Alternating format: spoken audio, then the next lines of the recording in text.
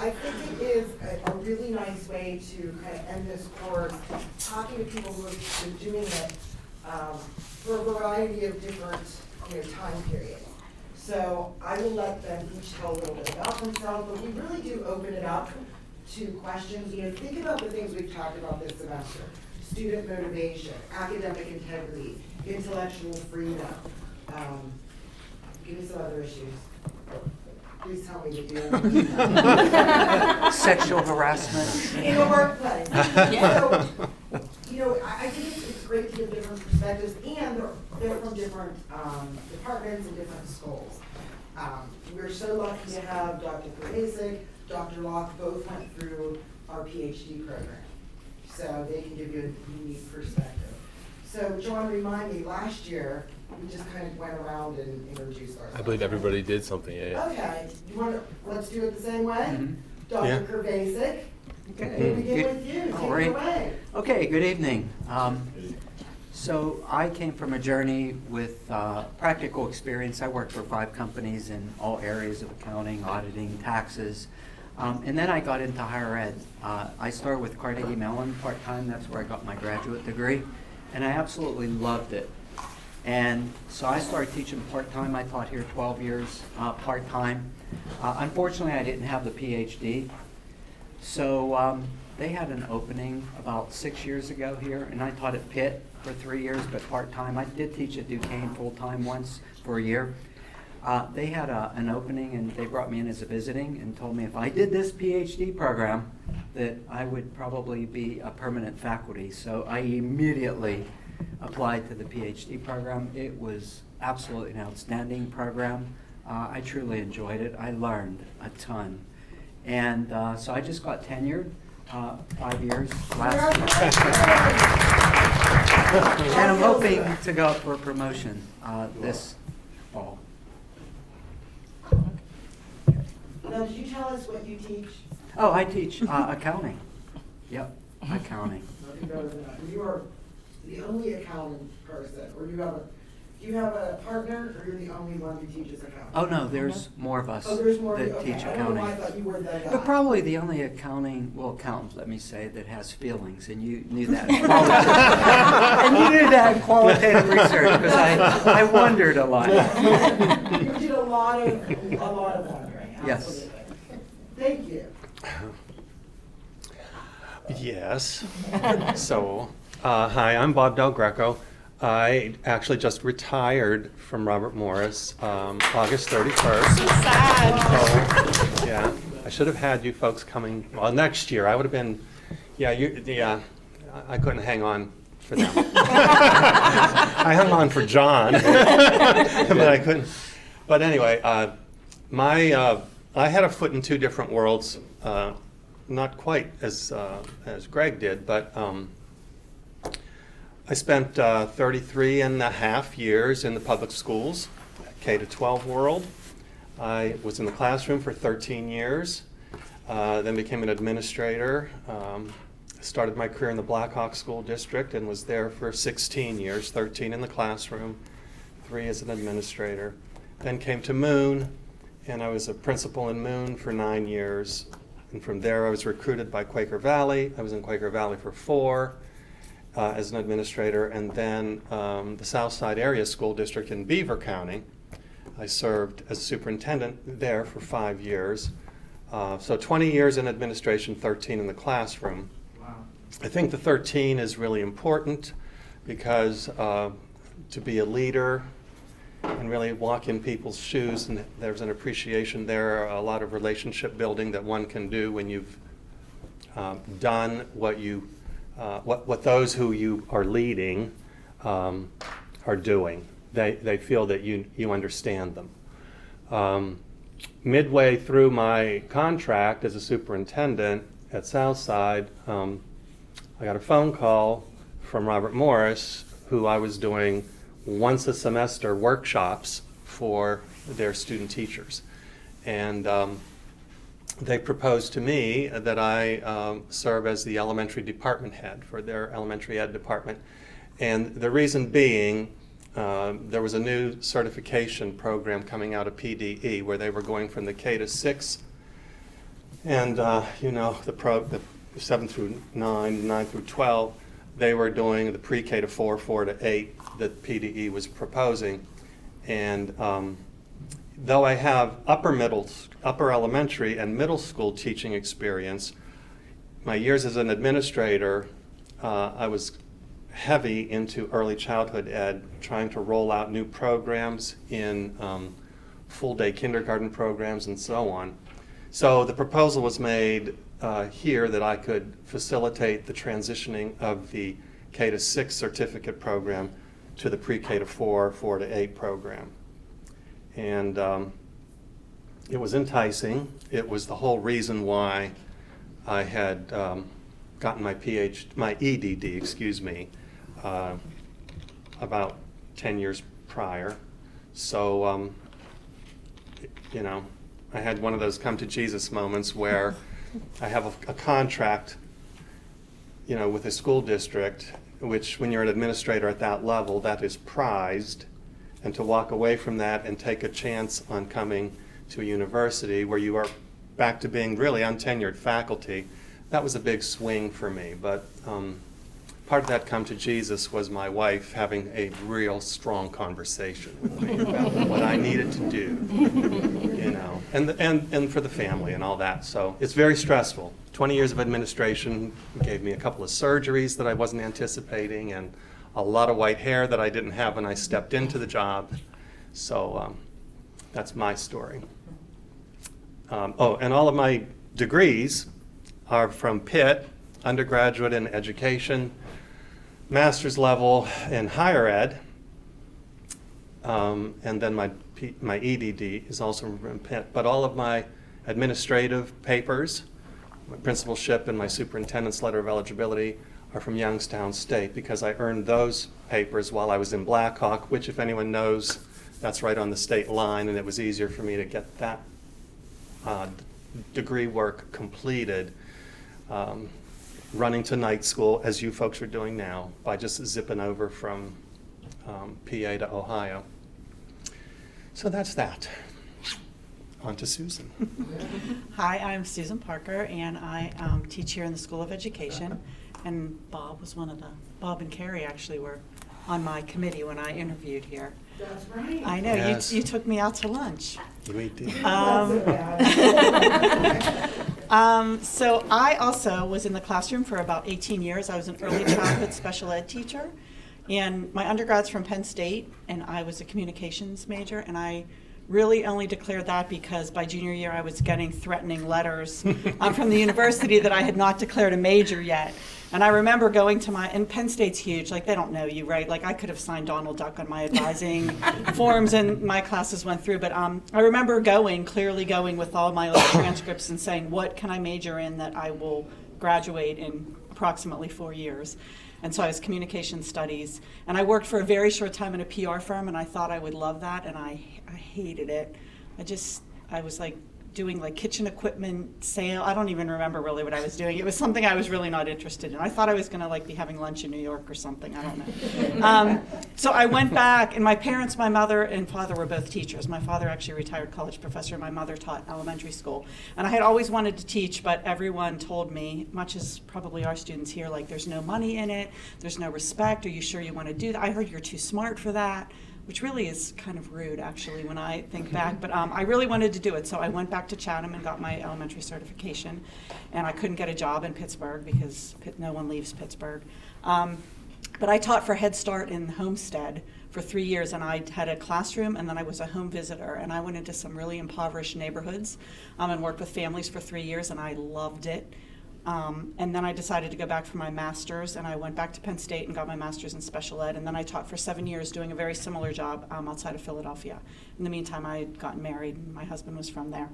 And so at some point, I always in the back of my mind thought I wanted to go back to grad school, and I just thought my son was young, and my mother had just retired, and my son was the only grandchild, and she dangled a little carrot.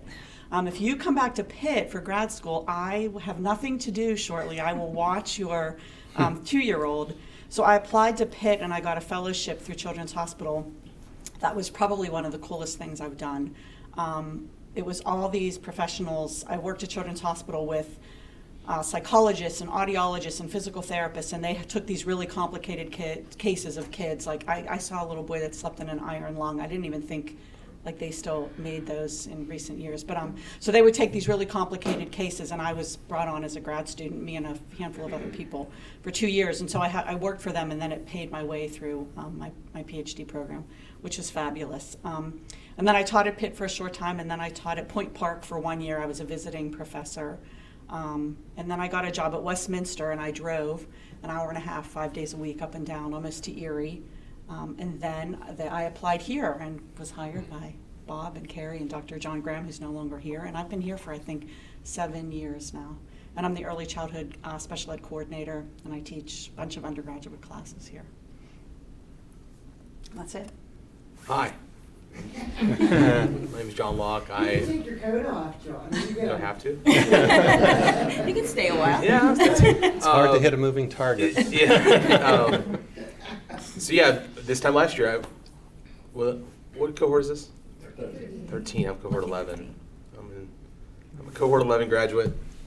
So that's pretty cool. I was John's advisor. And this is my advisor. Dissertation advisor. And this is my advisor, and no, you were not on my committee. But yeah, so I've been teaching adjunct for 11 years. Before that, I actually started working in higher ed right after my undergrad finished. I'm very lucky, but I also work really hard. But if I didn't have being in the right place at the right time, I wouldn't be sitting here. In my undergrad, I was really involved with the theater program. We have a very small but vibrant theater program, and I was very involved as an undergrad. And then I did my internship at the Walt Disney Company for a semester at Walt Disney World. 6 months, hanging in Florida, hanging with Mickey Mouse. I thought I'd go right back, but I came back here to finish up my semester, got really involved with the theater program. There was some talk about bringing in a theater professor and potentially pursuing it as a discipline here at Robert Morris. And so I threw out a little proposal to this guy. He's a go-getter. He's an administrator around here, and he hired me. Took a gamble on me. His name's George Semich. You guys know him? Probably one of the most important people in my life, all the way through, because eventually getting me into this program. And they brought me on as a grad assistant to get my master's degree and to work in the theater program, and that's what I did.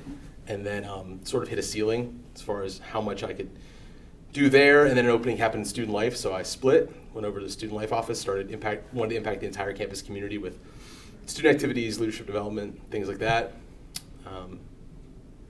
And all along teaching adjunct.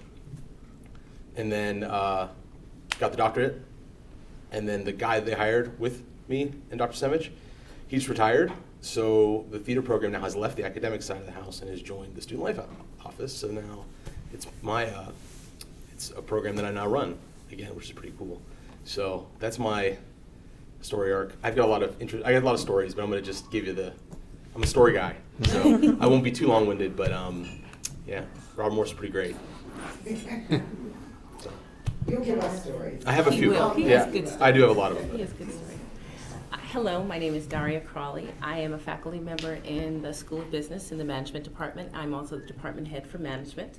I've been at Robert Morris since January of '05. I am a psychologist by training, an organizational psychologist. Went to the University of Michigan. So before I came here, I was on faculty at Pitt. And I was a faculty member, I was a researcher, I used to run the 11-month MBA program for a while as the assistant dean. I've had an eclectic time, so I'm probably, out of all of us, more of the traditional academic. But the one who can kind of do this for a little bit, and then do this for a little bit, and do that for a little bit, which is what I love about academia. After I left the Pitt and I came here, and people always ask me, well, why did you leave Pitt and come to Robert Morris? And simply, the provost at the time whispered the right sweet nothings in my ear. I remember walking across here, and we were negotiating salary. Right at that time, my late husband at the time, was on the faculty here. And I hadn't really known anything about Robert Morris before we started dating. intimidating. I thought it was this campus downtown, and came out here, learned about it, and decided this is the place where I wanted to be. Well, when I came here, a lot of people thought that I was going to come and be an administrator. I was like, no way, I've done that. I've done that. I enjoy it. I am a really good classroom teacher. I like research, and that's what I'm going to do. And for years, people would come and knock on my door, since I had been an administrator before, ask me, do you want to do this? And I was like, no, thank you. I've been there, I've done it, I understand.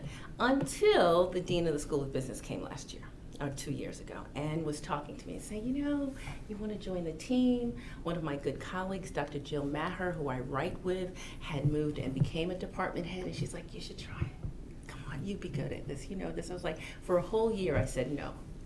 Until finally I was like, okay, I'll try it. Because my thing was, as I was a tenured faculty member, I could always go back and be faculty. I could kind of try it and say, yeah, thank you very much, but I don't want to do it. I'm all in now. I'm all in, I'm enjoying it.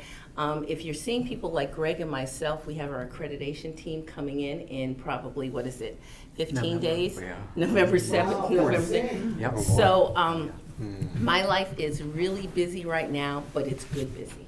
I am able to see the impact. I am able to see both the idiosyncrasies of being a faculty member, which I think are really good for some of us who are faculty, our idiosyncratic life of what we get to do. We do things really intensely for 15 weeks, and then we take a break and we kind of go think inside our heads. I really appreciate the idea of being able to, when you are a doctoral student, you get to read a lot of things that you probably, why are they assigning me that? Why am I reading that? As a faculty member now, I get to choose things I want to read. What do I want to read? What do I want to do? I'm teaching a class in a couple of weeks called Creating Value in the Digital World with Dr. Maher, who's a marketing professor, and I'm this management person. And how do we put it together? I spent last night reading a Harvard case about marketing and advertising, talking about the digital world, but thinking about it from the people perspective. I get to choose, and I appreciate that level of control, that level of opportunity of being able to kind of push my intellect in a way that maybe I might not in other jobs. But then I have the other thing, I have to think about faculty schedules. I'm trying to hire part-time faculty. On my way here, I talked to a gentleman who's been out of school for 10 years and needs one class to complete. And how do we do that and make that happen for him? He hasn't really been telling his employer he didn't graduate, but he hasn't been saying, he did graduate. So how do we figure that out? And as he probably shouldn't, we're not going to highlight it, but it's those kinds of impacts that I talk to him about something, and he's going to come back and be a colonial. And he's a good citizen, and life happened, as we all know, life happens, and he's one class short. You know what? And we're going to figure it out for him. And I think one of the things about being an administrator in education is that you get to do that. I do lots of different things in my day, but I enjoy them. And I'm probably saying I'm living my best life.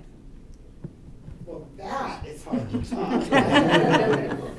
All right, so let's open it up for questions. I asked you guys to kind of think of what are, some overarching questions you'd like to ask. And we can get into some nitty-gritty as well, but what are things that we haven't covered that you want to know that the people who do it can answer? Even if it involves a new tax reform. We'd enjoy that way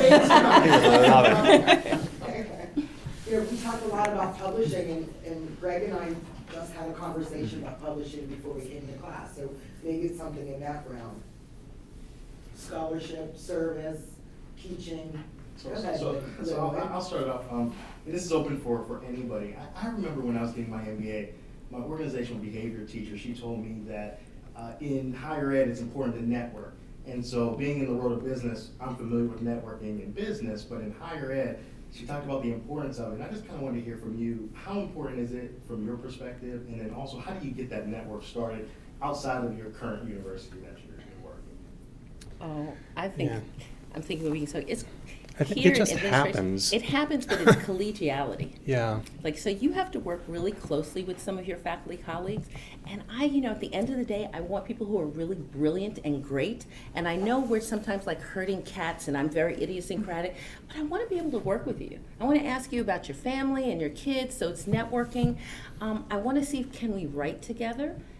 So it's going to conferences, it's talking to people maybe outside of your discipline. So you have an MBA, and I probably taught one of the OB classes that you talked about. Maybe it's talking to somebody in accounting, because while Greg and I are probably at opposite ends, you know, I'm not really talking about numbers. When I'm talking in my class, I'm not talking about them. I'm talking about, okay, we want to make the numbers, however the numbers are, but how do you get the people to do it?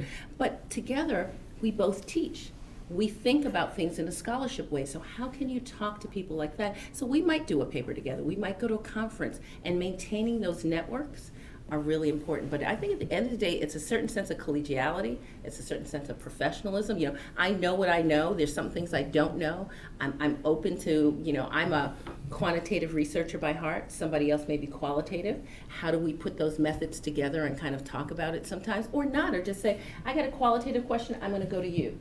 I mean, at this level, there's a certain level of expectation that you are an expert, but that expertise I don't want to show off in a way that is pushy and is overbearing to people, and that you do want to be helpful. So maybe, can I read a paper for you? Can I help you talk about teaching students? I got a student in class, how do I get this concept across?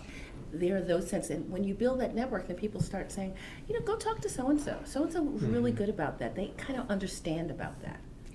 Yeah, and I think respecting, Yes. respecting, you know, I just think about Susan when students have a question about a behavior of a young child, right? That's not my specialty. Obviously, I'm like, you know, I can't answer that. You have to see Dr. Parker. She is the expert, and I respect that. You know, that's something I can't do. Today, Faith had her defense, and we, you know, Hanson and I are in the same room, right? That's a weird combination. And same thing, you know, like, she said to me, like, how can we write that qualitatively, right? Because that's not something she can do, but I can't write it quantitatively. And I think really respecting people, but I agree, like, you know, it's interesting the people you meet at conferences, although I don't get to go as much as I used to because of the kids. You really do start to, you know, spread your web a little bit. And I also think that by nature of the beast, you are all here right now pursuing this advanced degree. So there's something driving you to move forward with your careers. I had both Greg and John in class, and so they've heard this story before, but I always open my first night of class to my doctoral students with that leadership theory class that I used to teach, and say, you know, if I ever wrote a book, you know, because I'm kind of the antithesis of what one would envision as a leader, it would be, the title of the book would be The Reluctant Leader, because I went in kicking and screaming. I was a teacher, I loved the classroom. But the networking that happens is because it kind of happened to me, as opposed to me aggressively trying to do it. As a teacher, I found myself always being on the committees. The principals were always drafting me to serve as our building representative on the latest curriculum adoption, or the discipline committee that's being formed, or what have you. And then after 5 to 7 years, I have principals who are telling me, you know, you need to go get your papers, you need to go get certified. I don't want to be a principal, I'm fine in the classroom, I don't want to do that. You need to do that. I want to work with you when Joe Schmo retires. I want you on our administrative team. So I had a lot of encouragement and a lot of kicked in the butt kind of, you know, moments with supervisors who told me this is what I needed to do. And that continued on. I mean, I did the right things. I got my master's degree and then got the principal certificate and all that sort of thing. And eventually got the superintendent's letter. I was here as a principal in Moon. The same sort of thing played out. I was about midway through that 9-year stint at Moon, and we were doing a conflict resolution training. And the professor was from Pitt, who was working with our administrative team. And after about 3 or 4 sessions with my teachers and him leading us and the whole bit, at the session broke up, and he took me aside and he said, why don't you have your doctorate? And I said, because I'm tired. I'm very tired. I said, we had just had our 3rd child, And I've got 900 other certificates and degrees, and I don't need that right now. And he said, oh, yes, you do. And we had a long talk, and he became my surrogate dad. By coincidence, my dad had passed away just the year before meeting him.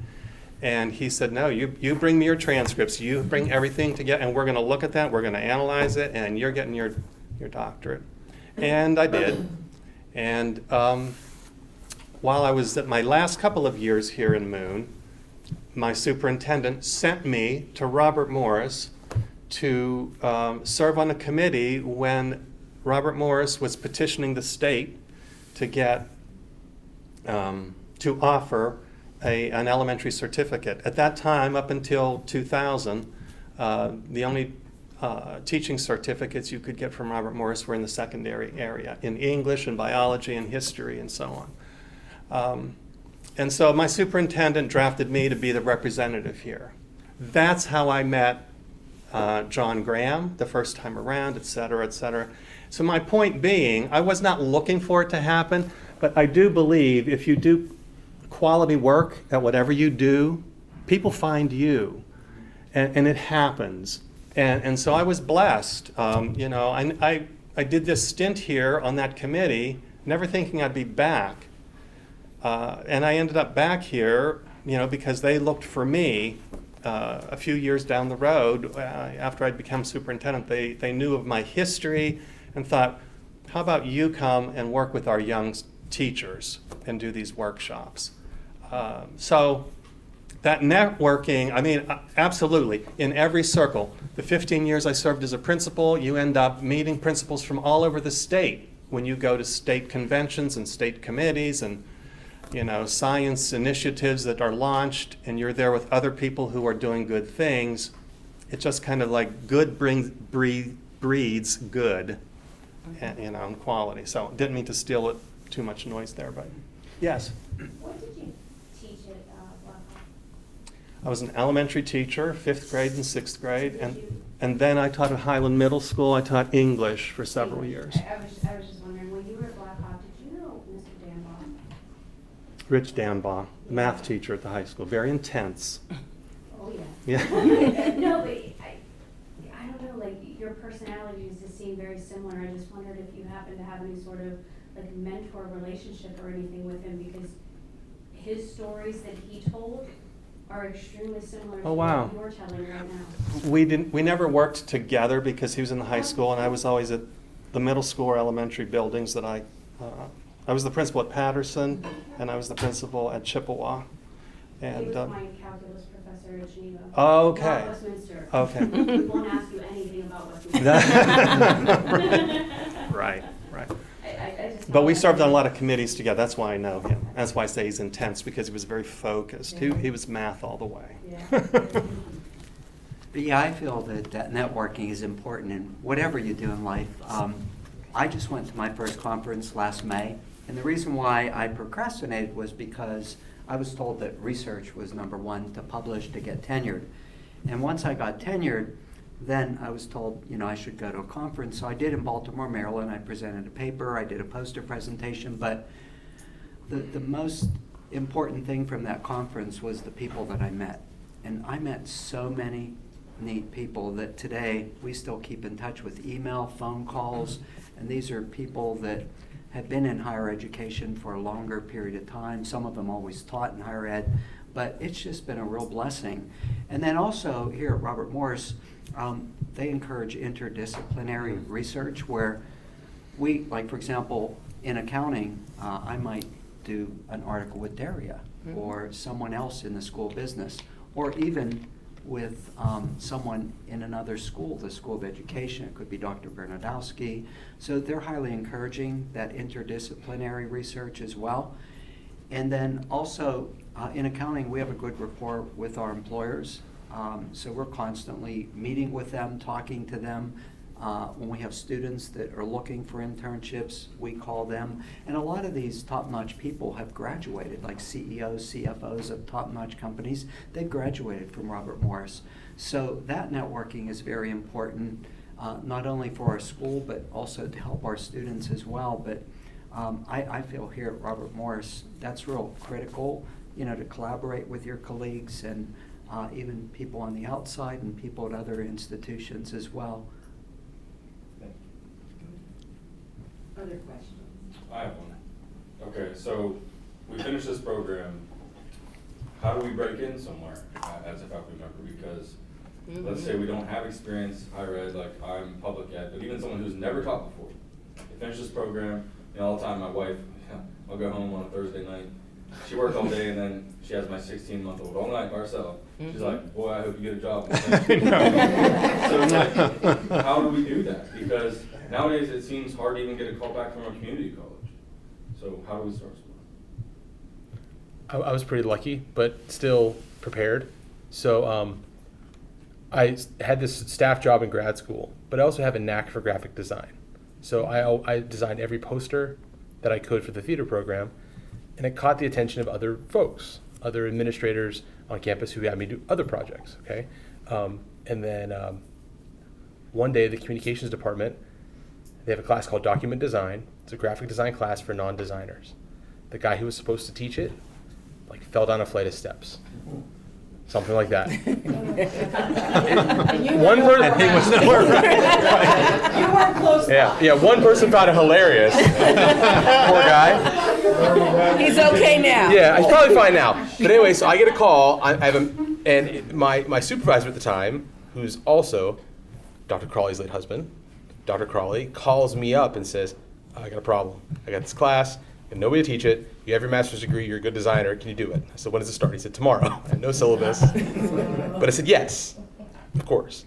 And I'm sure that I was viewed as a stopgap, short horizon solution, but I delivered.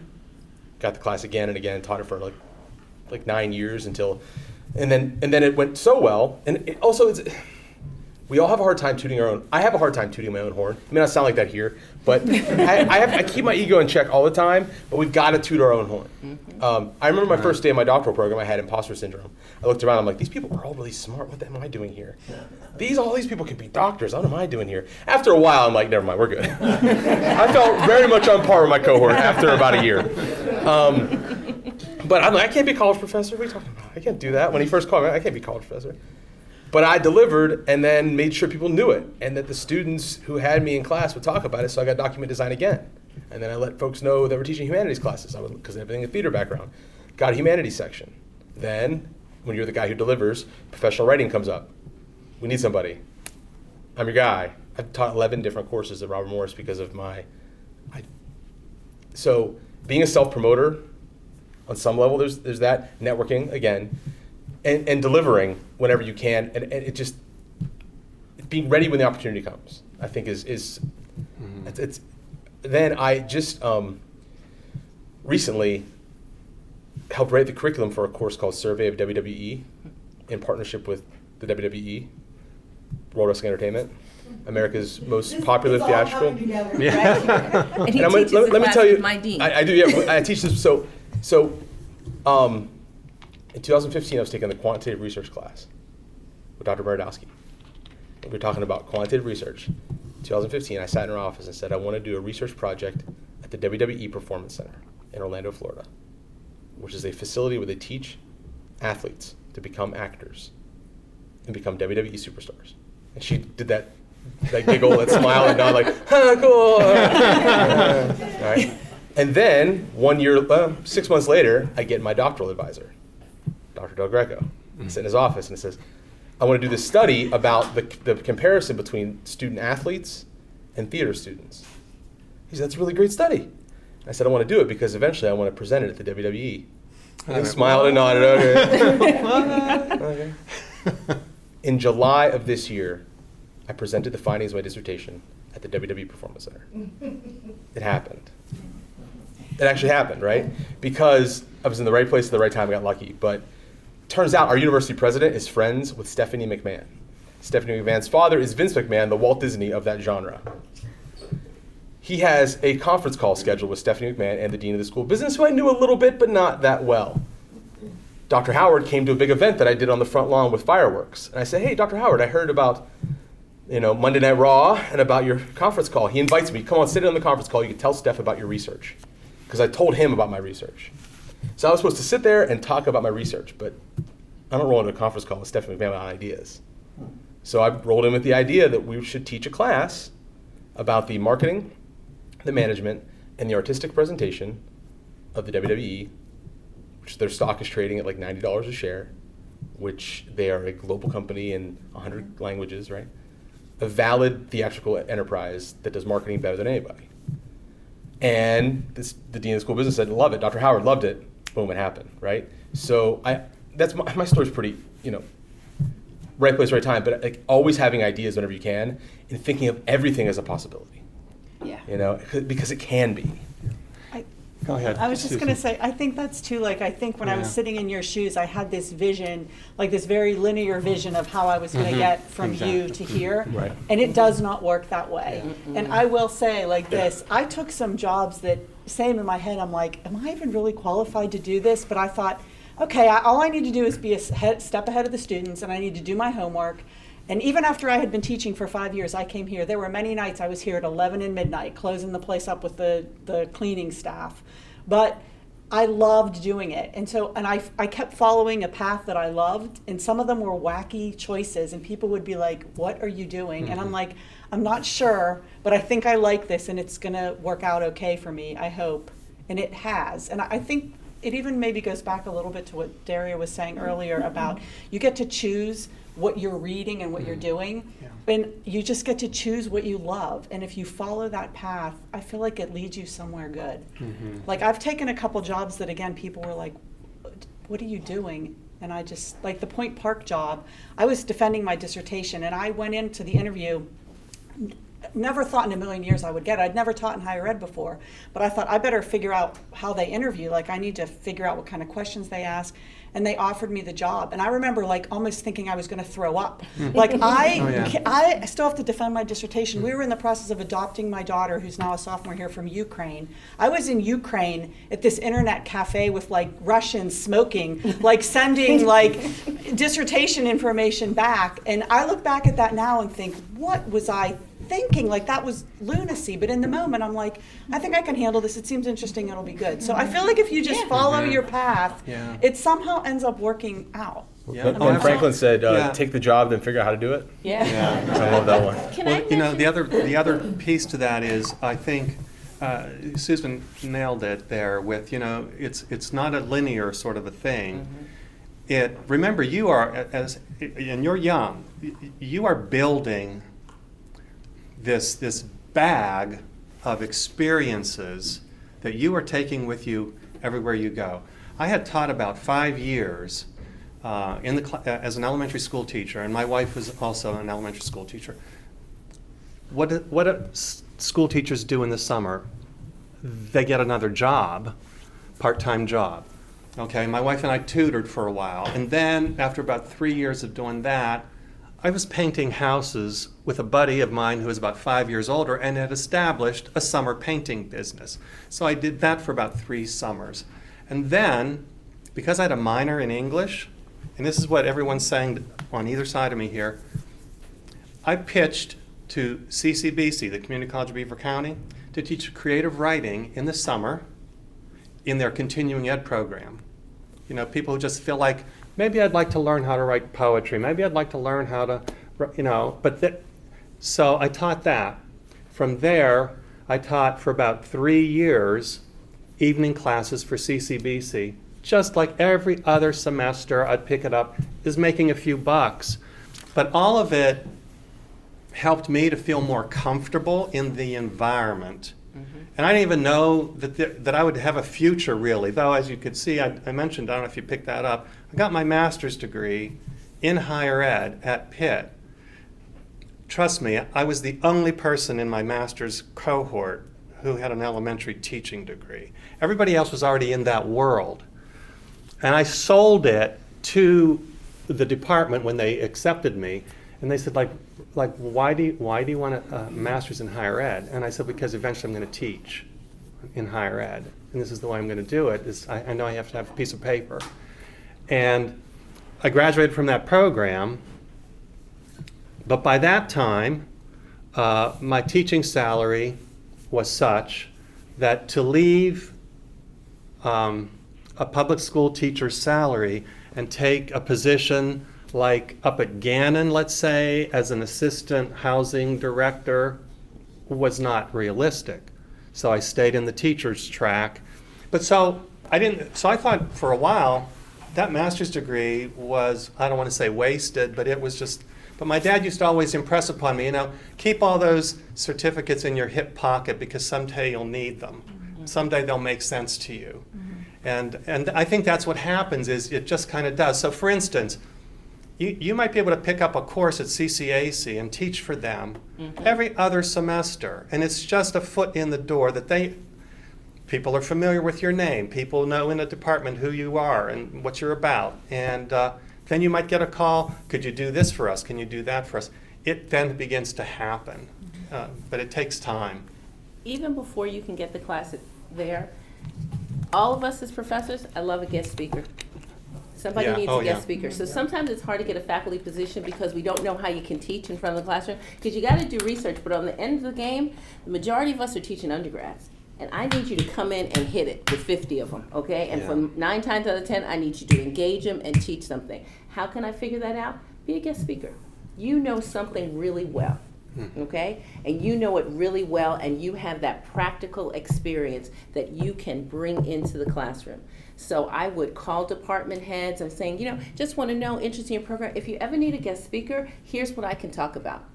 I'm willing to come in. Maybe I have to go to a conference and I can't do something online. Well, we can bring so-and-so in and they can cover the class for us. It's Yeah. so it gives us a way to see what you do. It gives you a way to see, do you really want to do this side of it? And to figure it out. And then you can put down, I served as a guest speaker in this class, and et cetera. I mean, there's some people who I call back all the time just to do this, to give this lecture on this, because and then you can kind of think about, well, do you think they'd want to do a class or et Yeah. cetera? So I would call up your local community college, wherever that is, CCAC, wherever it is, and kind of say, talk to the department heads. Also, you have to know the timing of when people are looking for faculty. So all of us right now, if you're at Robert Morris, we're staffing for the spring term right now. And we will staff for summer in February. So it is, you can't come to me in April saying, hey, I want to teach a summer class. I'm like, what? We're talking summer when? 2020? Because we're fast. So you have to kind of, get into the system, teaching classes. In the business school, I need to make sure people are academically qualified for our accreditation. So you could tell me you do something and it doesn't match. But if I know people are qualified, I can keep you on my short list. And those are people that I can go to. So I think serving as a guest speaker, talking to any faculty member, hey, could I come in and speak? If it's a 4-hour class, maybe I don't want you to do the full 4-hour class. Maybe you do a half an hour, maybe you do an hour, something like that. Can I, you have student projects? Well, can I come in and maybe watch you do the presentations and give the applied perspective on the project? Maybe I'm doing the theoretical and I know some applied. We love when we have people from industry come in who can kind of listen to the presentation and give the industry perspective. That's what our students want here. Maybe you can offer that. Oh, someone who wants to come in and give that outsider perspective, really great. Student clubs are always looking for speakers here on campus. Whatever your area is, find the faculty advisor for the club, or if it's not necessarily a club in elementary education, maybe it's a fraternity, it's a sorority, it's a service club who wants to kind of hear this, talking to career services. Can I come in and talk to students about whatever, for major, something like that? Oh yeah, we can kind of have somebody come in, filter you through a class, filter you through a student club, but it gets you in front of people like us who are saying, oh, I'm looking for someone who's teaching. What about this person? And we've seen you do it. It's easier for me to hire somebody when I've seen you do it versus asking you, this is your friend, they can do the class, right? Right. They can do it, right? Do it, right. 3 times a week, 15 weeks, they got it, right? Yeah. They're going to follow what we said and go and do it, because I'm not going to be there every time you're doing it. And leverage this research you're doing now. Yes. Because you're the knower on this topic, Yeah. and people with PhDs have great empathy for those who or great sympathy, or great love for people who have just defended. it. And there's an incredible value there. And the fact that I got this really cool opportunity with WWE, without the PhD, it didn't happen. At the very end of of my time there, when they stood up and did this big thank you, the fact that I was a doctoral student who just defended his research, brought his research there, it gives them some gravitas. So lean on it. Mm-hmm. Also, I'd say one other thing. You're with a public school? Right. A school district? Okay. Many school districts have university partnerships. Okay? In 3 of the 4 that I worked for, they had close college or university partnerships. It could be everything from just their student-teacher training relationship, but to much more involved ones, which might be grant-driven, whatever, but they have partnerships. And through those partnerships, you'll often have, let's say, when I was at Duquesne, when I was at Quaker Valley, we had a partnership with Pitt, but we also had one with Duquesne University. And we had a few teachers who pursued their PhDs, Quaker Valley teachers, and because of our relationship with Duquesne, they then earned their PhDs, but also started teaching evening classes at Duquesne. That's how that kind of stuff happens. You know. That's the networking part. I was going to Yeah, say, it yeah. goes back to that networking. And honestly, I just feel it's so important to pursue what is interesting to you. Yes. Because you meet other people that are, it might be the oddest topic, but you're interested in it. And believe me, there are other people out there interested in it. And when you start finding who they are, it helps things to start clicking into Yeah, place. for sure. And I agree, like following that passion is really important, because when I got my graduate degree, I started teaching part-time for Carnegie Mellon. I ended up teaching for 20 years part-time, but I was working also full-time, and I taught for Robert Morris, Pitt, Duquesne, and I kept thinking along this journey, wow, I'm killing myself, I'm hardly getting paid anything. I told my wife I was paying the universities to have me teach for them. But in the back of my mind, I thought, I love this. Something good's going to happen out here. I'm teaching, I mean, it's very rare, if you ask any university, to find someone in an accounting department that taught every single class, in fact, taxes. Most accounting teachers cannot teach taxes. But through my journey, I taught whatever class was thrown at me. We only have this. Sometimes I teach 3 nights a week during a semester. And so I just took what was thrown at me because I loved it. But in this journey, I was networking a lot with all different institutions. I had a lot of people that were rooting for me, but unfortunately that PhD was necessary. And then when I was called back at Robert Morris 6 years ago, it was through my networking that I taught part-time. And we have a full-time visiting for 1 year, but then it was proposed if I go for the PhD. So just continuing to follow that passion, even when I thought I have to give up, I still continued to follow it. And you're going to be surprised in that journey who you meet. And a lot of times in my life, it's not that I plan things to happen. They happened as a result of my journey and things that happened along the way. I think, Dr. Colley, you probably answered my question, which I have been wrestling for the whole year. And I'm in a very specific situation. I mean, very different from everybody else in the class. First is my age. So I don't have the luxury of 25 years of starting at the bottom and then going up. I don't have 25 years. I'm already 69, but I'm a graduate, I'll be 70 plus. For 10 more years, 11, 12, I don't know. My issue basically was that how do you get into academia? And she has shown me the way. I mean, my basic education has been from Pakistan. I have a degree in engineering, I have an MBA, I'm a certified project manager, and now I'm doing this. I have 45 years of business experience, manufacturing and other businesses, turning around companies and all that. But how do I get into academia? Maybe you just showed me the way. Yes. Yeah. Yeah. Maybe you just showed So me the way. I'm listening to what you're having, and I'm thinking to myself, I got classes open. I'm thinking, wow, I wonder if I need to talk to him more. Like, is he academically qualified? Where I could kind of have you teach a class. Well, I mean, We can talk about that Yeah. offline, but I'm thinking to myself, like, I got 6 classes I'm trying to fill for, the classes start January 14th. They're not all filled yet. I'm trying to think about, wow, project management, we teach that. Oh, I like that. What else is he doing? Yeah, I mean, so things like that. Absolutely. It's those kinds of opportunities of, and I think, John hit the nail on the head. Often, we don't promote ourselves. And so this is the kind of field, because, sometimes I'm very insular what I'm thinking about. But you do have to let people know. They might not act on it in that moment, but, a lot of academics kind of remember, and say, do you know somebody who does that? I'm looking for, or whatever, I'm trying to figure out. And they might not necessarily be here in Pittsburgh, but at another university, someplace else. Do you know somebody who's doing that and that I could talk to about it, or whose article I could read, or... those are kinds of things that are important. So you have to be able to let people know. It's always important to let people know what you are working on.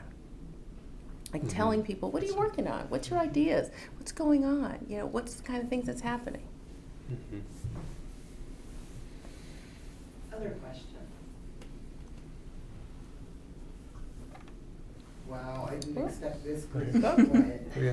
So I have a question for you. I see that your background also is in human resources. Mm-hmm.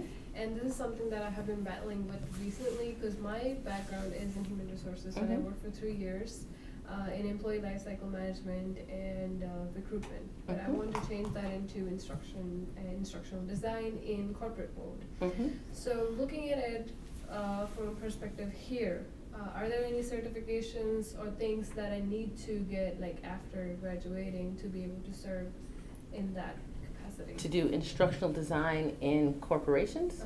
For trainings and that. You know, I would think about that there's somebody who just left our RMU online program, Lauren Azapak, and she went to corporate training. I would go and talk to, so Adam Sullivan, who is the manager of online here at Robert Morris University and has his PhD. He's an instructional designer in a university setting. I would go and talk and say, how do I kind of take this? What are opportunities that I would take it in terms of trying to be in a corporate setting? This is just kind of having an interview saying, can you tell me what you do? What conferences do you go to? What webinars do you participate in? Is there a professional association for instructional designers?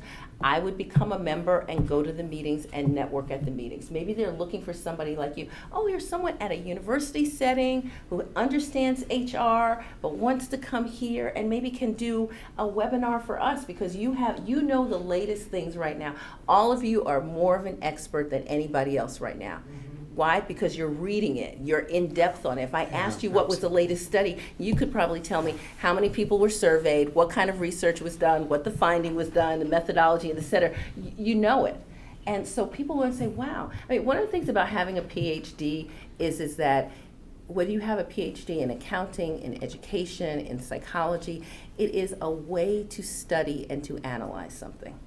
You know, I said, I could study this because it's a way that it's a mindset, it's a framework. And what you have is that mindset and framework, and it's probably better than mine because you are doing it more constantly than I am. So I would look at professional organizations. I might talk to Adam Sullivan and say, hey, Dr. Crawley mentioned your name. Can I talk to you at some point and kind of figure out what you do and et cetera. I would think, are there other instructional designers at other universities? And try and figure out, I'd call up a corporation. So if you have, I'd look at SHRM, the Society for Human Resource Management. Who are people like what you want to do who are part of SHRM who have made that connection? Most people want to share what they do. Mhm. You know, they want to tell you what it is that they do and how happy they are doing it. And so most people will kind of give you 15 minutes, 30 minutes, et cetera, and make a connection with you. You think about it, if someone would call you on your day job and say, hey, can I talk to you about your job? Can you tell me what you do, what you like about it, what you don't like about it? Most of you would spend some time with somebody, right? So you just have to think that somebody will want to spend the time with you, and then you'll spend the time with somebody else. It'll kind of all balance out. Mhm. So, I have a question.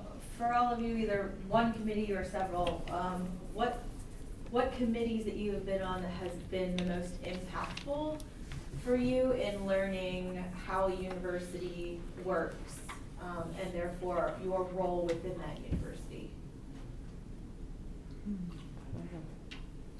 What committee? Committee or committees? Well, That's a tough one. No, I'll tell you again, and these are all, this is all kind of this cyclical story we're telling about being brought back, kind of like the moth to the flame, if you will. So I served on that committee that was petitioning Pennsylvania Department of Ed, for Robert Morris to offer an elementary certificate, okay? I learned so much from that year. I swore under my breath to the superintendent that I was the sacrificial lamb that she sent to Robert Morris. But, again, there's a reason why she sent me. She could trust me. She knew I would do a decent job, blah, blah, blah, blah, blah. Okay, but I learned from that a whole lot, and I met a lot of people. A few years later, it's because of that experience and the people I met, John Graham, et cetera, Dr. Graham, who retired maybe 5 years ago as the dean of this school, he called me and asked if I would serve on the accreditation committee when an outside accrediting, who was it, TIAC, which was based in Washington, D.C. But he asked if I would serve as the practitioner in the field. And so I agreed to it. I got permission from my school board to take a couple of personal days and serve on this committee. Little did I know, along with serving on the committee, and I learned a whole lot about how schools, like schools of nursing, schools of engineering, schools of education and social sciences, get accredited. I learned about that. In the evenings, Dr. Graham sprung this on me the very first day that I came here to do this. He said, because you're the neutral party, can you serve as their evening entertainment? And I was like, what? Sure, I can. And he said, well, they're staying, at such and such a hotel. Take them downtown, show them a good time. I'm not a good time. Okay. I don't know. So I took them, this carload of people from Washington, D.C. I took them to the Georgetown Inn on Mount Washington. Okay. Blew their shoes off because the town looked beautiful. It was in the fall. There was a Steeler game that night. Who knew? I didn't even know there was a Steeler game. So there's fireworks going off and they're drinking wine. It was wonderful. So I made brownie points.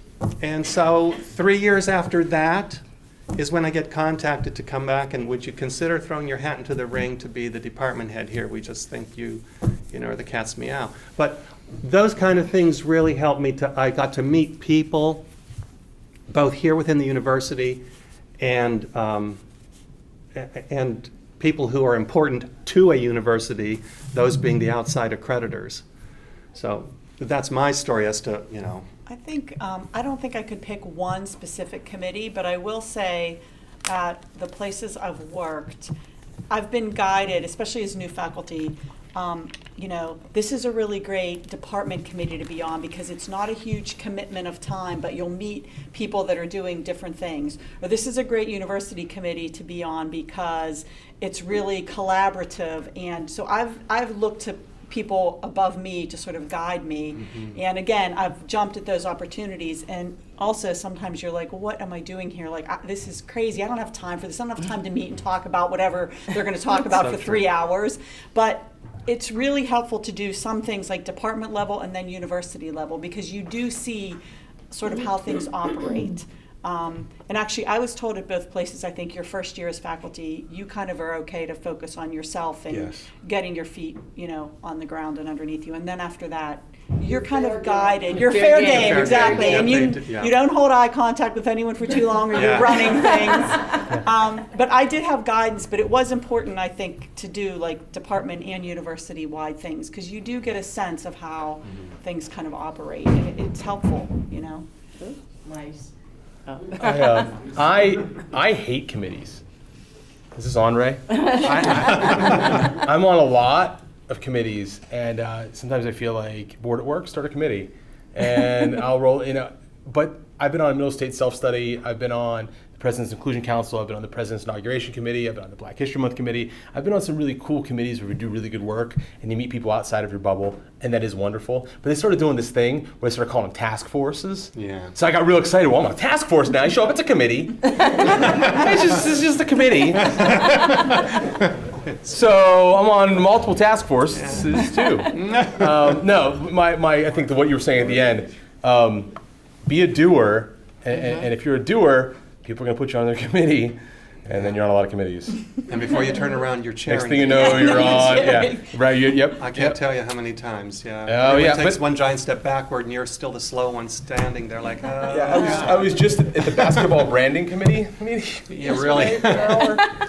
So I probably have a different view. As a traditional faculty member, I think the two important committees for me, and very strategically. One is the curriculum committee. Because as faculty, you decide what's going to be taught. So I think the curriculum committee is really eye-opening. You learn about what your colleagues' preferences are, what we feel about, prerequisites, how many, the sequencing of when we take classes, what class, how many credits they need to take before they can even step into the classroom, what's the body of knowledge that we feel that our degree represents, and we want to teach to people when they come out that has this kind of degree. What do we think is important? So, and that's based on your expertise, your understanding, your view of where the field is going, your ability to benchmark and call a friend and say, hey, what are you teaching at your institution, et cetera. So I think curriculum committees are really important to sit on. I think sometimes junior faculty don't understand the importance of curriculum committees and the vote and et cetera. And then once we say this is it, this is it. We expect you to teach it this way because it went through that process. So I think that's important. I became a full professor this year, and I'm very proud of that, a decision that I made that I wanted to kind of do that. And I'm not sure if you feel this way in terms of being a full, but being a full means that, I'm at a certain rank at the university. So I, on my side, feel that I should serve on committees. Yeah. There's a sense of obligation. I had an opportunity when I was an assistant not to serve, put your head down, get the scholarship done, and et cetera. But if I invest in my organization, then I should use my knowledge and my expertise at a certain level. The other committee that I and was really strategic, and will be honest about it, strategic, that I wanted to serve on was the search committee for the president of this university.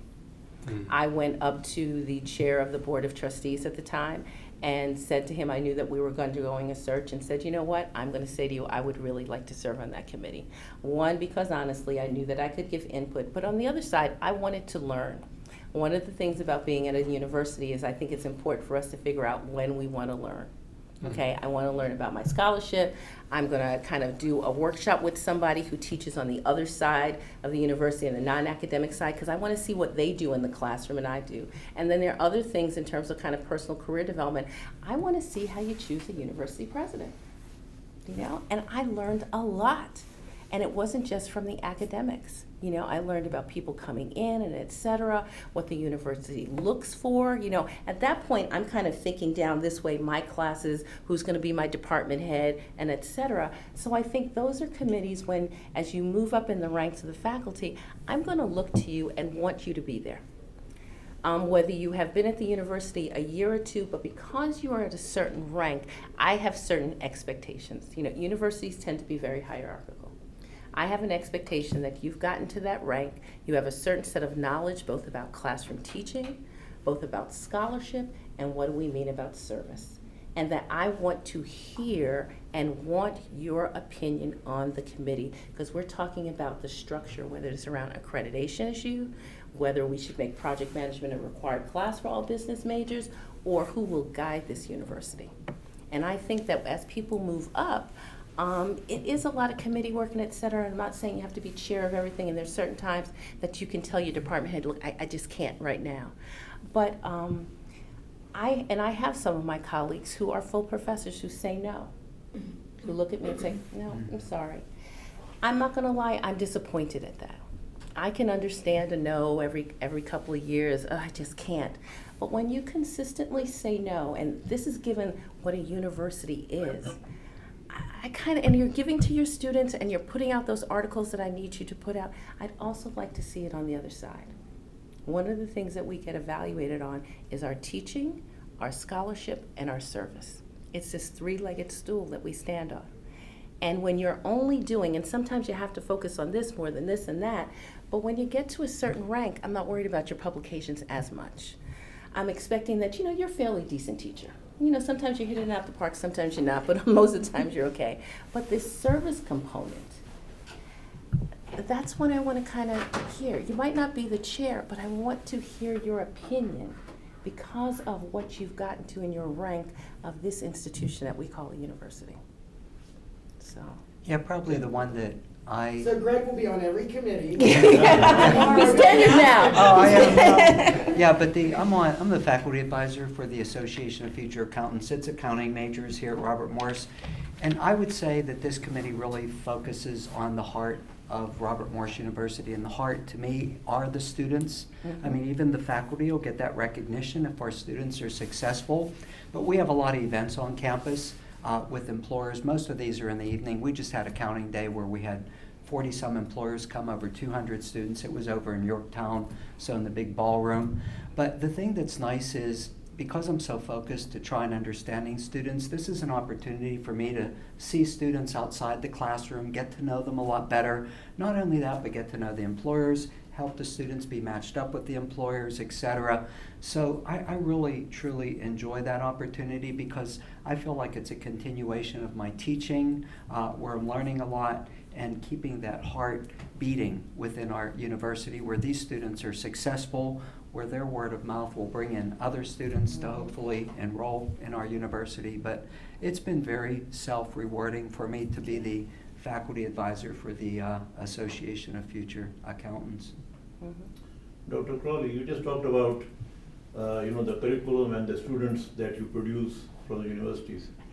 Now, keeping the the dynamic environment, the way the business is changing and the way the technology is changing, almost like monthly basis, Yeah. curriculum and teachers training has a lot of inertia in it. It takes a lot of time for you to adjust and adapt to the new ways things are done outside. So isn't it true that the universities are now producing at least undergrads who really are not able to cope with the actual demands of what the market wants, and because of this gap that is coming in? For example, Apple and I believe Google have dropped their requirement for undergraduation degrees for getting jobs in their organizations, because they feel that when people come with a certain discipline in mind, and they are not really, but it's difficult to train them, which means that they have to unlearn and then relearn. So They find it easier to train their own people who have come from high school, put them through 4 years of their training, and they believe that's a much better, rate of return on their investment. Well, I think one of the things we do, I think all of us in here can believe that having an undergraduate degree has currency. There might be some companies who don't think about it. But one of the ways that we want to ensure that students think creatively. So, of course, I want you to take, if you're in management, you're going to take organizational behavior, human resource management, and operations.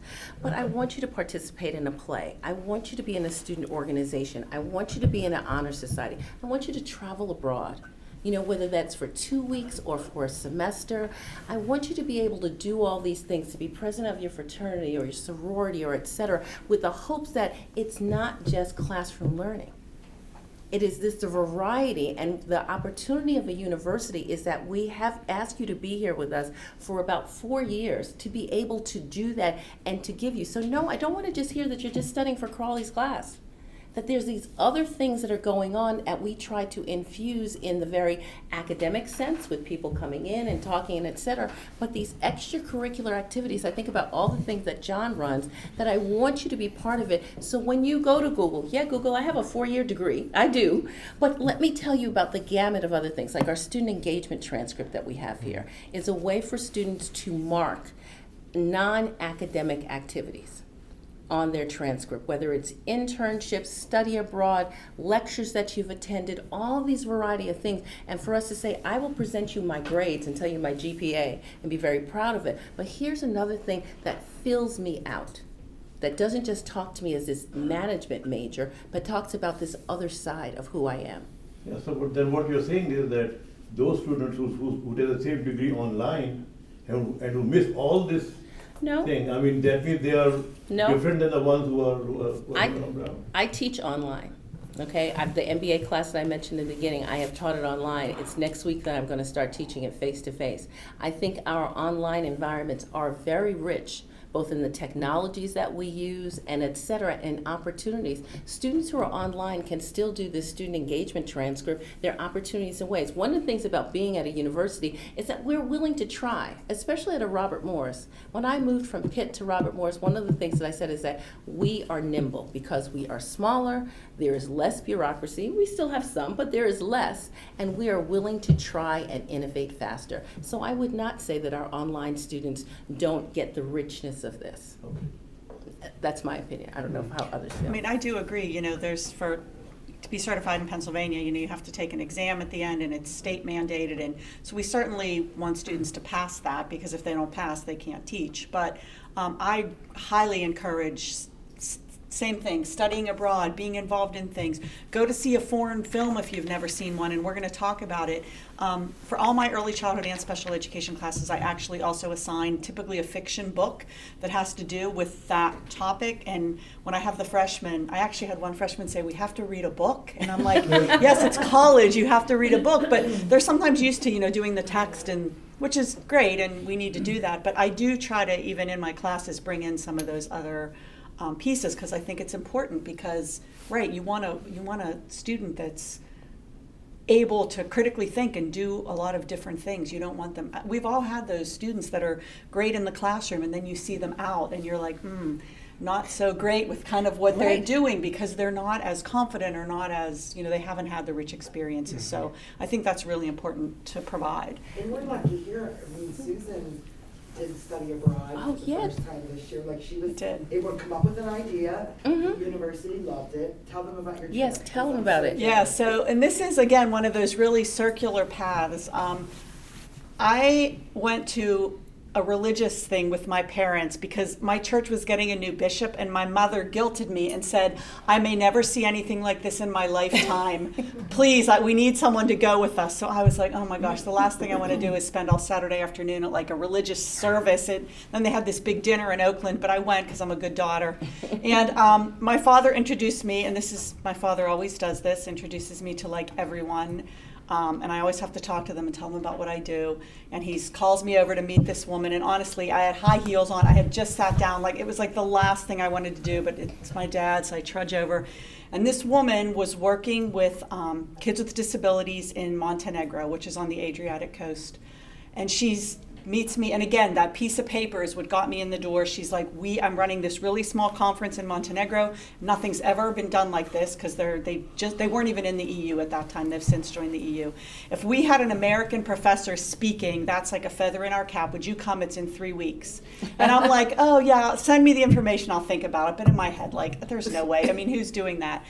But she sends me the information, and I look at the dates, and I'm like, It just so happened my classes were canceled that week because the prior week we had done this big, long field out at the School for the Blind. So I wasn't actually meeting for those 4 days. So I thought, okay, so the dean at the time, we're in a meeting, and I just kind of threw it out and said, I got this opportunity. I don't know. What do you think about it? She's like, yeah, you're crazy if you're asked to present internationally. I'm like, but I think there's going to be like 20 people at this conference. It's not like no one's even heard of it. She's like, it's still a feather in your cap. I'll pay for your flight. And I'm like, okay. So now I email the woman, and she says, you can stay with me. It's not fancy, but if you don't care about staying in a nice hotel. So I literally stayed in this little divey hostel with this woman I had met 2 weeks before. So I go and present at this conference, and it was unbelievably wonderful. There were parents of kids with disabilities they're like 50 years behind us, right? I mean, they still were institutionalizing kids, and it was super eye-opening. And through that, I met other connections, and they were inviting me to all these places, and they were holding the umbrella. I felt like President Obama. Like, I would get out of the car, and there would people be there with umbrellas. I'm like, I'm really like not that impressive. But to them, like, an American professor was a feather in their cap. And one thing led to another, and I thought I would love to take students, because I teach about deinstitutionalization in the Intro to Special Ed class, and it's actually happening over there.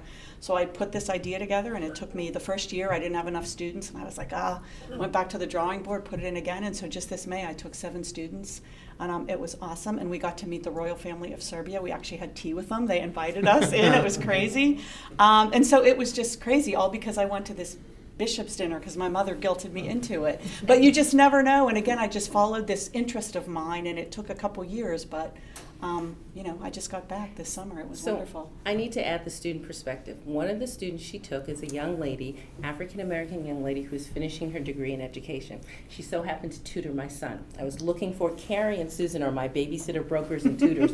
Why? Because they're education professors, and I need someone to tutor my children. And so Kania goes to Montenegro. She had graduated on Saturday. On Sunday, she's on the plane. She had never traveled outside of the United States before. She'd been part of the Women's Leadership and Mentoring program here at the university that gave her money to study abroad. So this is someone who is finished but said, okay, this program is going to happen right after graduation. I am going to go. She was on a commercial with Susan. Okay, that's the kind of thing that, yes, it is a degree, but that level of experience. So we're so glad that you went with your mother to that program. And Look the benefits that it had. This student, Kania, had been one of, I had like 4 sign up year 1 and I needed 6. And I remember telling her, if you want to move your trip, like don't wait for me, because if it doesn't go, I'm going to feel really guilty. You have this one shot to travel. She's like, I'm going to stick in with you, Dr. Parker, and hopefully it's going to go next year. And at that point, she could have changed if it didn't go, but it ended up going. And I remember actually calling Carrie, because Kania had never been on a plane at all. And we had to fly through Warsaw, and we're on this plane with all these Hasidic Jewish rabbis, and the whole plane is like rabbis. And I remember Kania sort of looking around, and I was texting Carrie like, oh my gosh, I hope I didn't like wreck her for life. Like she's never going to want to travel again, because we had this super long flight, and it was just really sort of exotic. I mean, it was exotic to me, and I've traveled, but she ended up loving it. And she had a great experience, and she's like teaching in the city now, and she just came back and look at that kind of experience. Yeah.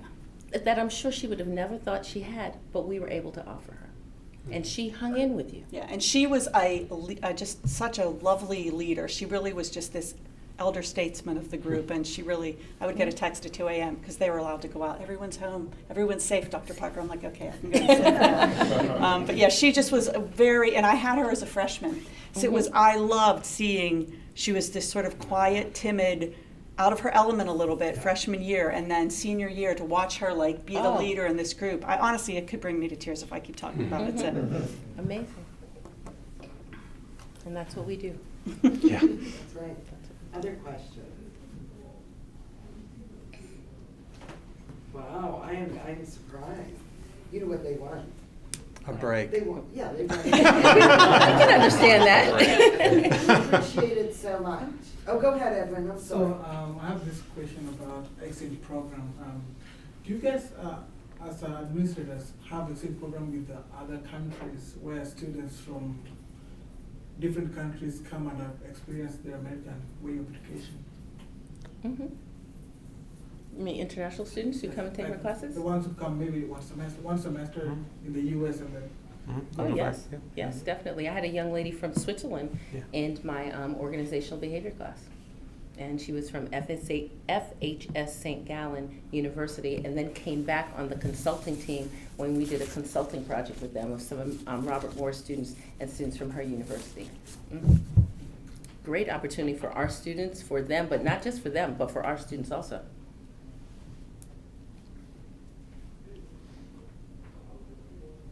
All right, are you sure we don't have any? No, don't ask me questions when they leave. I won't answer them. Well, I got one. Okay. So like, you've been quiet, Mark. I'm sorry. So I guess you guys, like several of you talked about like just proposing ideas to people who are on faculty and things like that. And it's just like not something I really like had even considered, just like throwing a wild idea out there. I mean, like, can you like build upon what you guys have talked about? So you like talked a little bit about it, but like I'm interested in having a little more like what that experience was like, how you know. I spent every minute I could outside of my coursework for 3 years, either with my young children, because I had a baby on day 3, like week 3, we had our baby. So I had the young kids, all the coursework, and then like just like listening to podcasts and like just trying to be it was such an enlightening time, right? And this idea of writing down your goals, we physically write with pen and paper your goals. I'm not sure we were all at the dissertation process, but I could tell you I had to do a full rewrite of chapter 1. Full rewrite. Okay. And that's where they are. Okay. They're drafting one right now. Okay. I proposed it in December. I was feeling good. And they said, oh, just change this. And I kept like a paragraph of 1. Okay. So February 1st, I had maybe 2 sentences done of the full rewrite. I lied to my advisor. I told him I was doing well. I lied to him. I was really strung me. He goes, how's it going? I go, great. Lie. I wrote. Yeah, that's it. Right. So I wrote down on a piece of paper I was going to defend 1, 2, and 3 by June 30th, and I put it on my desk. I defended 1, 2, and 3 by June 28th. The piece of paper was right there every minute. And I just believe in it. And there's also, this whole process is about great faith in yourself, in God, in each other, in your teachers. It's all about great faith. The audacious goal of working with WWB is a lifelong Hulkamaniac. Like, for real, no, I'm telling you, I wrote, Yes, I will. Yeah, and like I just, you know, and I was very lucky to have this whole Stephanie McMahon thing happen with the president, but like, if not, I was going to cold call him. I was going to write this dissertation, defend it, and then call up Stamford, Connecticut. Hey, you know, I was very lucky I didn't have to do that, but so I just am, and then I don't ever want to lose that. I'm also like, so now that I'm done with the program, like I feel a little lost. Be prepared for that. I felt that way. Did anyone else feel that? Yeah, what do you do? You think you're going to be so happy miss to your be done, cohort and you're a people. little freaked out. Like Yeah. you're used to worrying about having to write, or you're always guilty. You should be doing this or that, and it's like, wow, I can really like have a beer and read a book, and Right, and not have to No, read I was- something. it's a or little analyze something. unsettling. I was at dinner with my cousin from Texas, and his wife just simply said the word qualitative, and I'm like a dog. I was like, tell me more. Yeah. So I think that I'm sort of right now living in that, like, oh, you did it, you accomplished it. Now what, right? Well, I got plenty to do, and I've got a variety of different things to accomplish and big goals. But it's like, so I don't know. I'm just all about. I've always sort of been about like just going for it. But yeah, I think that you can't break it. The worst thing. What's the worst thing that can happen? People tell you, no, you're crazy. I get that sometimes. For years, I tried to blow off fireworks inside the Soul Center. We did it, but it took me years of being like laughed at. I will say, as things We did come it. across my desk, often people just, can all different kinds of things. I can't even think of a specific example. Some of them I respond like, thank you, I'll pass that on to the next person, and maybe I do, maybe I don't. But the ones that will really catch my eye, I want your idea to be pretty clear cut. I don't want to have to work on my end to figure out what you need from me. So if you just say, hey, I'd like to come and volunteer, like what about what? What exactly do you want to come and volunteer? What is your expertise? Just like Daria was saying earlier, what can you bring to the table? And I like for it to be you get something out of it and I get something out. Like I want my students to get something out of it, but you also want to get something out of it too, right? So those ones that are, and even if it's something I've never even thought of, they're the ones I'll be like, yeah, maybe. Let me think, and I might get back to you. Like, let me think on that. I'll get back to you in a couple weeks, and then I'll start thinking, like, that is a really interesting idea. And then I'll go down to Carrie's office and say, hey, maybe we should think about this and doing this in this school because I got this email. And it might take some time, but if I feel the person is well thought out, I'm pretty likely to think about that and do something if I can with it. You know. Take care of your mental health.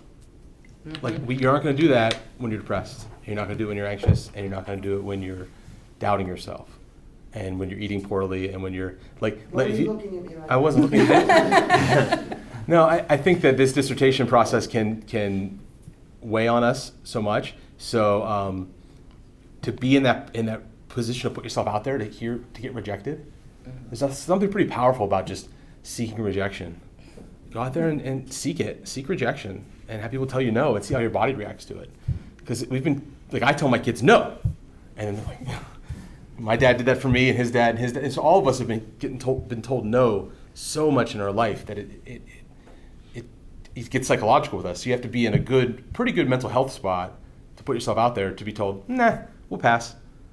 Well, it's okay. Yeah. There's always someone else. There's someone else. There's someone else, but One of the part-timers that works in my program, I met her at a conference where I was presenting, and she actually came to me and said, what do you need from? Like, what are you missing that you need?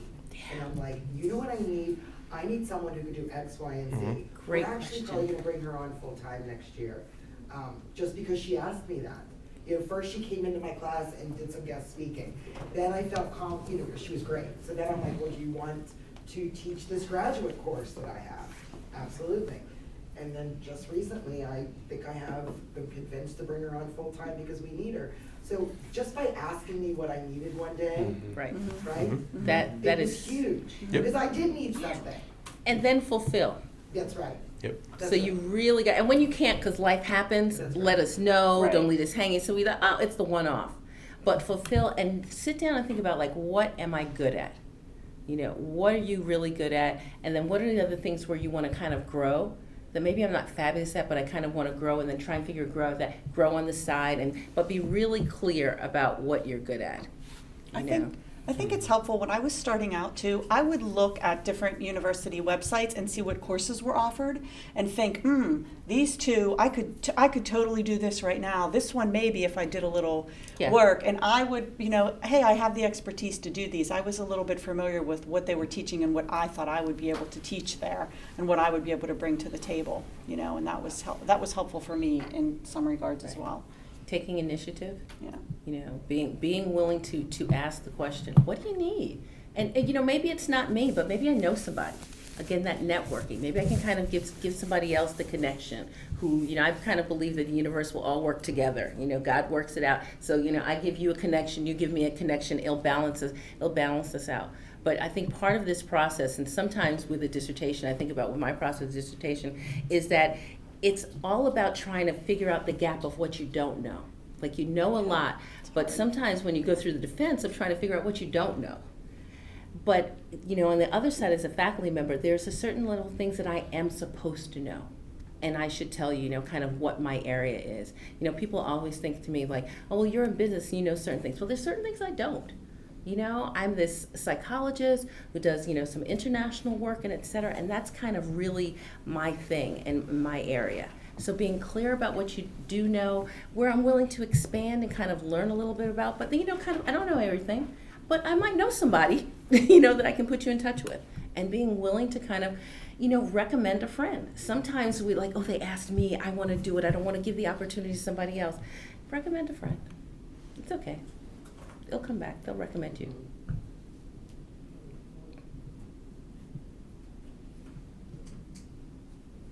So, Greg, because I think how many years, you just got tenure, right? So Yes, how many so years I've have you been here 6 years, once as a visiting and then 5.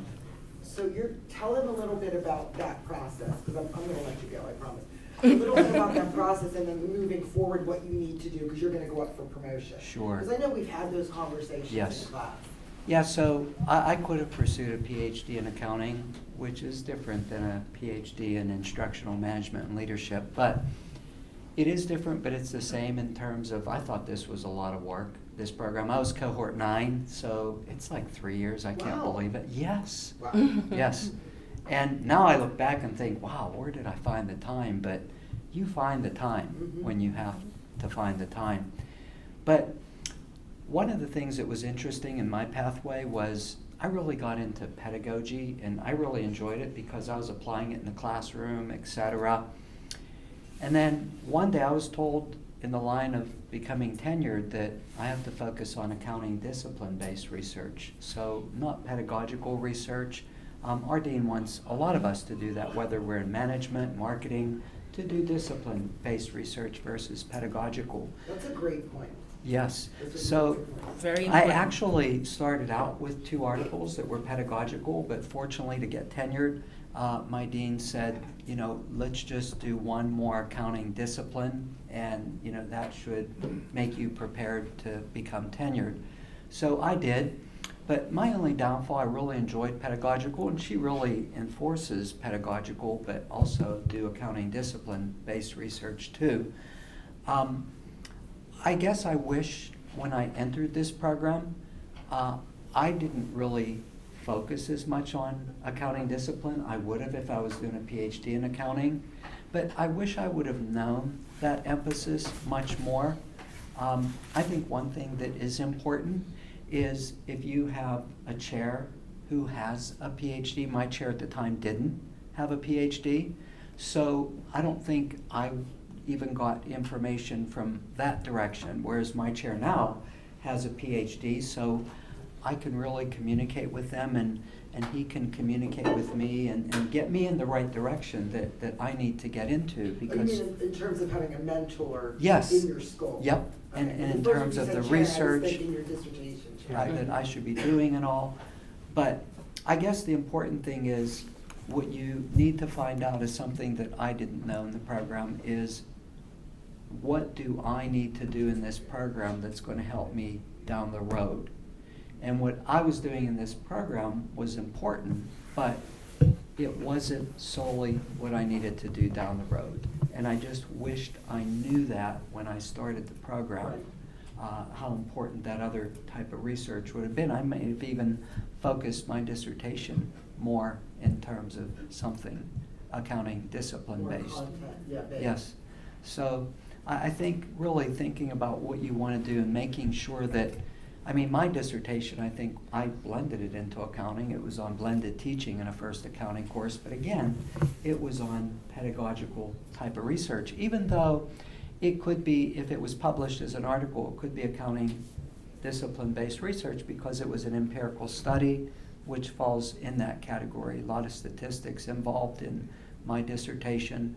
But I think finding something in your dissertation that I think is going to break the ground, number one, also get you in the direction that is going to be a direction you want to go with in is going to be very important. I think because mine was still focused in accounting, I think that's still good. I mean, especially because I want to stay here at Robert Morris. If I wanted to leave Robert Morris, I think it would have been more important for me to do some other type of research versus what I did. But I'm still happy with what I did, but I'm just saying to make sure whatever you do that, you know, that you're digging deep for something new, that your literature is going to prevail there and it's going to lead you into those next steps that you want to enter. Because that's going to be very important. I also think the dissertation, for a lot of years, is the most in-depth research you may do Yes. once you become a faculty member, because you don't have the time. Right, right. And I was telling Dr. Bernadowski before the class, I always heard that once you complete your dissertation, you could easily get 3 articles out of it. And so I had gotten my first article out of it once I finished the program. And at that time, that's where I was directed into more accounting discipline. So I could easily get 2 more articles, and I was just telling her about 2 more pedagogical articles that I basically can get quickly out of my dissertation. I feel very comfortable that I can now get those articles because I've been doing some accounting discipline-based research. So I have those, and that's what the dean said. It's great to do pedagogical research, but let's make sure you also do accounting discipline-based research. So now I'm doing both. I just wish I would have known, and it's not my dean's fault, like I said. I think it's more through my chair who didn't have those qualifications and didn't completely understand that journey. So that's partially, you know, my fault. But as far as this program was concerned, this program, I think, was fantastic. I mean, it was excellent. One of the things, one of the assignments, they had to create a research agenda. So I was trying to explain how important it was. I don't think they believed me. Oh. But, you know, thinking about that, and thinking as you're talking, Greg, from all of your perspectives up there, when you think about your research agenda, you have to talk to a potential employer about that. How do you feel? Do you want it to be diversified? Do you want it to be in one discipline? What do you think? From a practical standpoint, for all of you, I got my first publication with Holden, so you're next. As far as No, I'm in line. I think so. And it was derived off of the argumentative paper I wrote with Semich that I was able to, you know, so the work you're doing now, hang on to it. As far as getting that first pub, and then it gets a little addictive. Yeah. I was like, ooh, I'm actually on ResearchGate. What? Yeah. All right, now it's, you know, so yeah, hang on to what you're doing because it could be really valuable. I think I would have the same problem that you have, because all my background is operational manufacturing and business, and my dissertation is on formative assessments, use of formative assessment for enhancing engagement in online pedagogy. So it's two totally different things. So I'm just thinking as to how do I match them up? I mean, if at all I can. I don't know, because I have the same problem that you have. Totally different background and totally different field of research. So I think one of the things that what Greg was talking about that often people don't think about with professors is he kept on talking about his dean and his department head.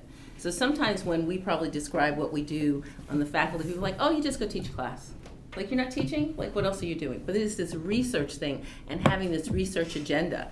And it is important to talk to your department head and your dean about what are they looking for. You know, until you are tenured, I'm happy that you're here, but I need you to teach these classes.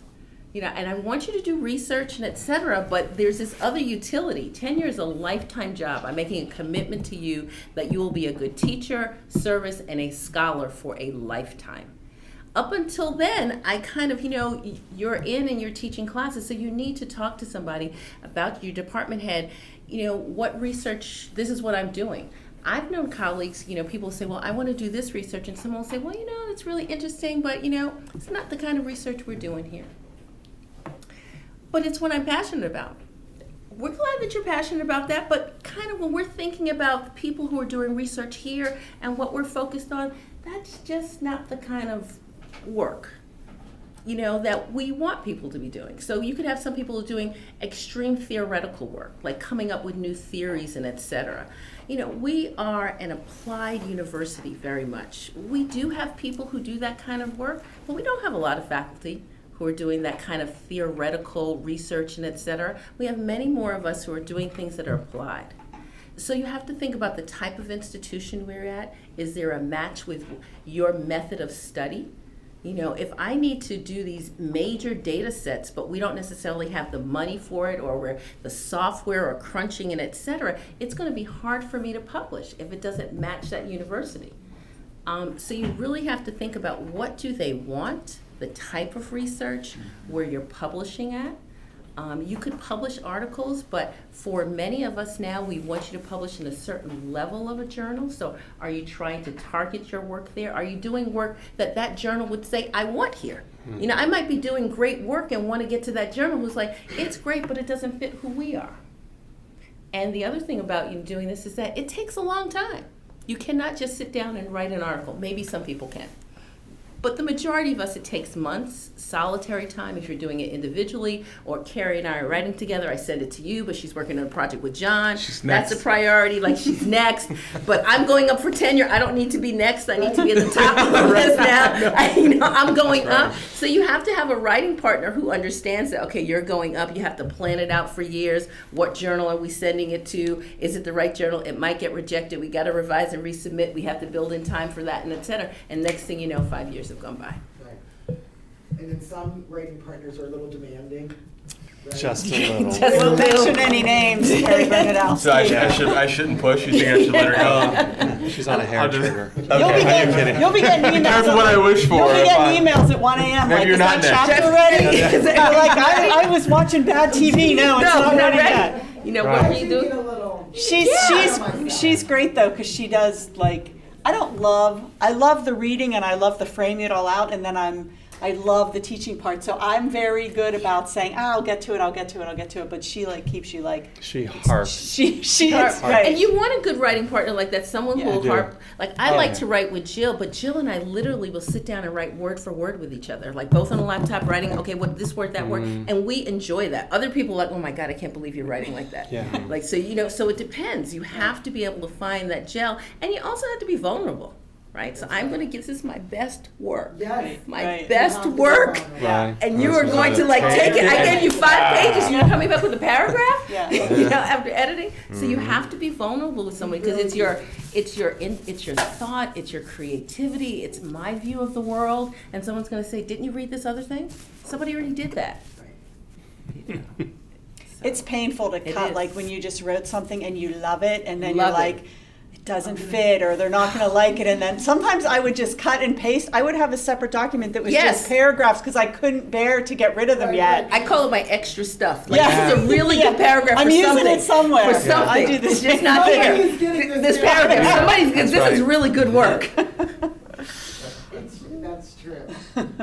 But a research agenda is important in trying to figure out, like, what do you want to do? You know, how do you stream it together? And when you go up for tenure and all your promotions, you have to remember, somebody outside of your department is reading this. They're making a decision. So it's not just the people I know really well. Others are reading it, and you can't sit there and say, no, this means this means that. You know, you send these documents. It takes months for people to make a decision.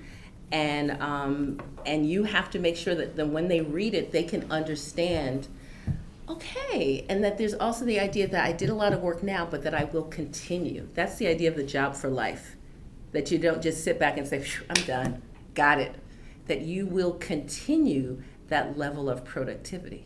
And I think the higher you go in rank, the more work you get. Yes. You are expected, your dean expects you to serve on, the university committees. Mhm. You can only avoid them for so long. Right. That is You right. can only run into that girl's room. right. They know your teaching Right. schedule. They Like, can I find you. value two committees that I serve at the university level, academic integrity, I value that, and I really enjoy IRB. Believe it or not. Yeah. Who would think? Wow. that? Oh, my God. I love really what people are doing. Yes. And picking, like, really looking at their research and, is anybody at risk? I'll find it if they are. I really enjoy doing that, and I feel like, that's a valuable Mhm. part that I can play at the university. I'm not like John, I'm not everywhere. I'm in a lot of committees. Branding. That's my branding. That's- Basketball Oh, brand, whatever. Can't wait to see what the team is. It's pretty good stuff. Anything else?